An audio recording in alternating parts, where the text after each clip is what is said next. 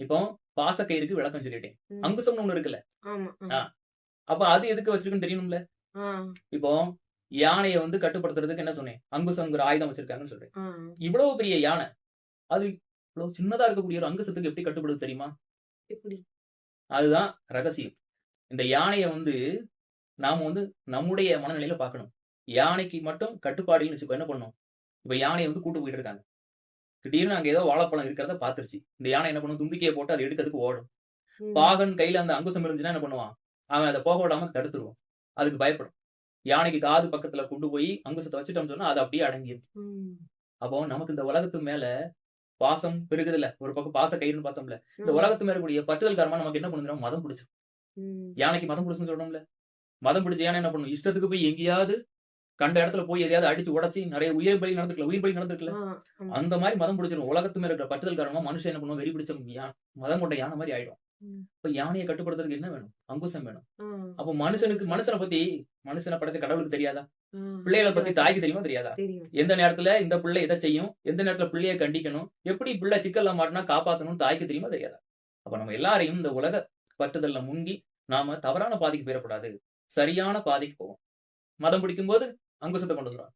ரொம்ப நீ பாச பிணைப்புல மாட்டிக்கிட்டியா? கடவுள கும்பிட முடியலையா?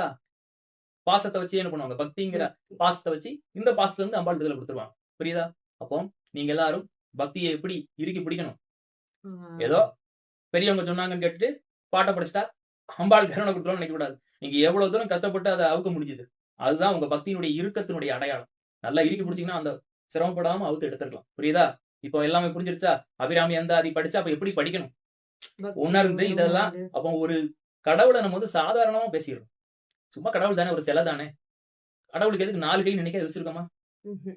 நினைக்க வச்சிருக்கோமா? இல்ல. நம்ம எல்லாருக்கும் இப்ப 2 கை தான் இருக்கு. நம்ம என்ன பண்ணுவோம்? 2 கைய வச்சு என்ன வேலை பண்ண முடியுமோ அதான் பண்ணுவோம். நல்லா பாரு, நம்மள காப்பாத்தணும்னா, நம்ம பார்க்குற கடவுளுக்கெல்லாம் 4 கை, 8 கை, ஆ. 12 கை. அப்போ மனுஷனால சமாளிக்க முடியாத நிலையில தெய்வங்கள் தான் நமக்கு துணையா வரணும். அப்ப நமக்கு கூடுதலாக கைகள் தேவைப்படுகிறது. அதுக்கு தான் தெய்வங்கள் மனிதனை விட உயர்ந்தவைன்னு சொல்லி அடையாளப்படுத்துறோம். பாரு, ஒவ்வொரு கையிலும் ஒரு பொருள் இருக்கா? ஆ. அதுக்கு எத்தனை விளக்கம் இருக்கு பாரு. புரியுதா? ம். சரி. நான் எனக்கு ஒரு பெரியவர் மூலமா அத தெரிஞ்சுக்கிட்டேன்னு சொன்னோம்ல. ஆ. அந்த பெரியவர் யார் தெரியுமா?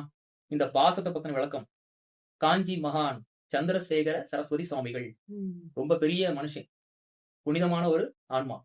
அவர் தன்னுடைய நெறைய உபதேசங்கள்ல இத சொல்லி நான் படிச்சிருக்கேன். எனக்கு இப்படித்தான் தெரியும்.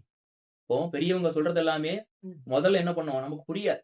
ஆழமான உட்பொருள் அவங்க அனுபவத்துல அவங்க வெளிப்படுத்தும்போது நமக்கு புரியும். நீங்க 2K கிட்ஸா இருந்தாலும், இப்ப உங்களுக்கு இதெல்லாம் தெரியுதா? ஆ. இனி